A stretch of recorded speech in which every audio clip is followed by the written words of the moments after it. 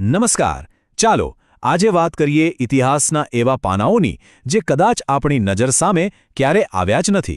આપણે એવા શૂરવીરોની ગાથાઓ જાણવાના છીએ જેમને ઇતિહાસના મુખ્ય પ્રવાહમાં ઘણીવાર ભૂલી જવામાં આવે છે. આ સવાલ સીધો આપણા સૌને છે. શું એવું બની શકે કે આપણે જે કંઈ પણ ભણ્યા, જે કંઈ પણ જાણ્યું એ આખી વાર્તાનો માત્ર એક નાનકડો હિસ્સો જ હોય? ચલો આજે આ સવાલનો જવાબ શોધવાનો પ્રયત્ન કરીએ.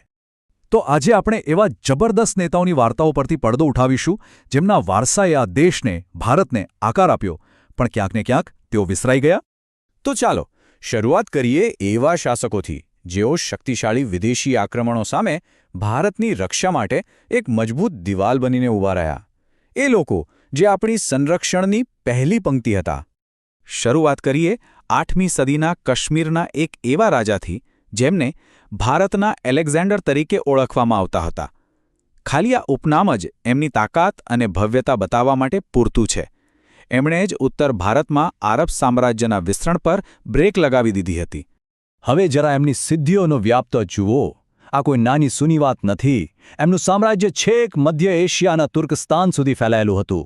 એમણે માત્ર યુદ્ધો જ નહોતા જીત્યા, પણ ભવ્ય માર્તંડ સૂર્ય મંદિર પણ બનાવ્યું, જે આજે પણ એમની કલા અને દ્રષ્ટિની સાક્ષી પૂરે છે. હવે આપણે વાત કરીશું એક એવી દિવાલની જેણે પશ્ચિમથી આવતા તોફાનને રોકી દીધું. ગુર્જર પ્રતિહાર વંશના સ્થાપક નાગભટ્ટ પ્રથમ, જે ઉમૈયદ ખિલાફતના આક્રમણ સામે એક અભેદ્ય કિલ્લાની જેમ ઊભા રહ્યા. આ યુદ્ધનું મહત્વ કેટલું હતું જરા વિચારો. આ એક જ જીતે આવનારા 300 વર્ષો માટે ભારતની પશ્ચિમી સરહદને એકદમ સીલ કરી દીધી. એમના કારણે જ એમને અને એમના વંશને પશ્ચિમના દ્વારપાળ તરીકે ઓળખવામાં આવ્યા. આ એક જ લડાઈએ ભારતનો નકશો બદલાતા બચાવી લીધો. અને આ લડાઈમાં નાગભટ્ટ એકલા નહોતા. તેમના એક જબરદસ્ત સાથી હતા, સુપ્રસિદ્ધ યોદ્ધા રાજા બપ્પા રાવલ, મેવાડના સ્થાપક, જેમની વીરતાના કિસ્સા આજે પણ રાજસ્થાનમાં ગવાય છે.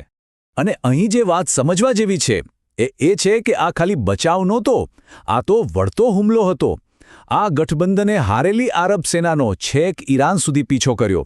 આ બતાવે છે કે એમનો જુસ્સો કેવો હતો. એમણે માત્ર સરહદ બચાવી જ નહીં, પણ દુશ્મનને એવો પાઠ ભણાવ્યો કે એ ફરી પાછા ફરવાની હિંમત ન કરી શકે. હવે સમયની ગાડીને લગભગ 3 સદી આગળ લઈ જઈએ. પશ્ચિમ તો સુરક્ષિત હતું, પણ હવે ઉત્તરમાંથી એક નવો ખતરો આવ્યો. અને એનો સામનો કરવા માટે આગળ આવ્યા મહારાજા સુહેલદેવ, જેમણે બધા નાના મોટા હિન્દુ રાજાઓને ભેગા કરીને એક મહાગઠબંધન બનાવ્યો. અને એ જીતનું પરિણામ પૂરા 150 વર્ષ. ઈસવીસન 1033માં બહરાઇચની લડાઈમાં મળેલી એ જીત એટલી મોટી હતી કે એના પછી 1.5 સદી સુધી કોઈ વિદેશી આક્રમણખોરની ભારત તરફ જોવાની હિંમત ના થઈ. જબરદસ્ત કહેવાય. સારું, અત્યાર સુધી આપણે રક્ષકોની વાત કરી. હવે વાત કરીએ એવા શાસકોની જેઓ મહાન નિર્માતા પણ હતા, જેમણે માત્ર સરહદો જ નહોતી બચાવી, પણ સમૃદ્ધિ, કળા અને સંસ્કૃતિના સુવર્ણ યુગનું નિર્માણ પણ કર્યું હતું.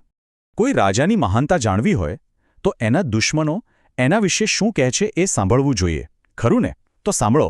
9મી સદીના મહાન સમ્રાટ મિહિર ભોજ વિશે આરબ પ્રવાસીઓ શું લખતા હતા. એમના જ શબ્દોમાં એમના સામ્રાજ્યની સુરક્ષા અને સમૃદ્ધિનો પુરાવો મળે છે. હવે આપણે જમીનથી સમુદ્ર તરફ જઈએ. મળીએ એ મહાન ચોલ સમ્રાટને, જેમણે સાબિત કરી દીધું કે ભારતની તાકાત માત્ર જમીન પર જ નહીં, પણ દૂર દૂર સુધી સમુદ્રમાં પણ ફેલાયેલી હતી. એમણે જે કર્યું એ ખરેખર કમાલ હતું. સૌથી પહેલાં તો ભારતનું પહેલું શક્તિશાળી નૌકાદળ એટલે કે નેવી બનાવ્યું. અને એ તાકાતના જોરે પહેલાં શ્રીલંકા અને પછી માલદીવ્સ પર જીત મેળવી. અને આ બધાની સાથે એમણે બનાવ્યું બૃહદેશ્વર મંદિર, જે આજે પણ એન્જિનિયરિંગનો એક અદ્ભુત નમૂનો ગણાય છે.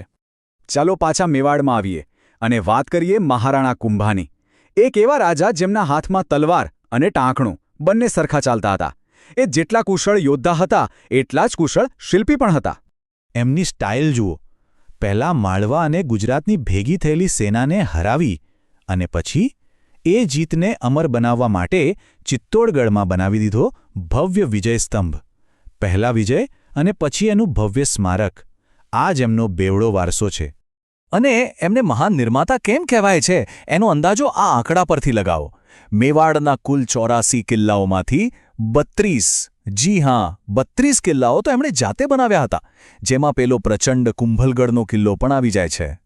હવે વાર્તાનો સૌથી રોમાંચક ભાગ આવે છે. આપણે એવા લોકોની વાત કરીશું જેઓ અશક્ય લાગતી પરિસ્થિતિમાં પણ ઝૂક્યા નહીં અને પ્રતિકારનું જીવંત પ્રતીક બનીને ઊભા રહ્યા. આ સ્ક્રીન પર જે તફાવત દેખાય છે એ જ આખી વાર્તા કહી દે છે. એક તરફ એક નાનકડું ગોંડવાના રાજ્ય અને બીજી તરફ મુગલોનું વિશાળ સામ્રાજ્ય, જે ત્યારે એની ચરમસીમા પર હતું. અને આ અસમાન લડાઈ લડ્યા હતા રાણી દુર્ગાવતી.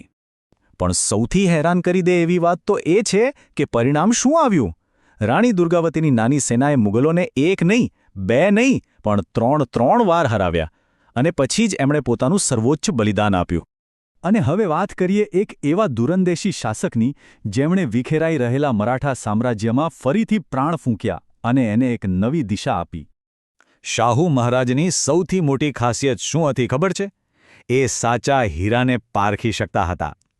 એમણે જ બાજીરાવ પેશવા જેવા યોદ્ધાને શોધીને એમને સત્તા આપી અને એમના જ નેતૃત્વ હેઠળ મરાઠા સામ્રાજ્ય દક્ષિણ ભારતથી લઈને છેક આજના પાકિસ્તાનના અટક સુધી ફેલાયું. તો આ બધી વાર્તાઓ સાંભળ્યા પછી સવાલ એ થાય કે આ બધા શાસકોની ગાથાઓ આજે આપણા માટે શા માટે આટલી મહત્વની છે? આપણે ફટાફટ જોઈ લઈએ.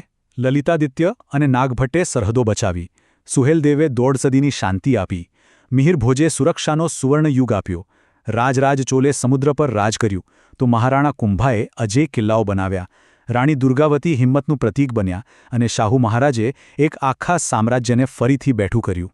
દરેકનું યોગદાન અમૂલ્ય છે. એટલે જ આ લોકો ખાલી રાજા રાણી નહોતા. સાચા અર્થમાં તો એ આપણી સંસ્કૃતિના રક્ષક હતા, આપણી સભ્યતાના શિલ્પી હતા. એમના વિના આજે ભારતની જે ઓળખ છે એ કદાચ કંઈક જુદી જ હોત. અને હવે છેલ્લો અને સૌથી મહત્વનો સવાલ. આજે આપણે ફક્ત 10 વાર્તાઓ જાણી.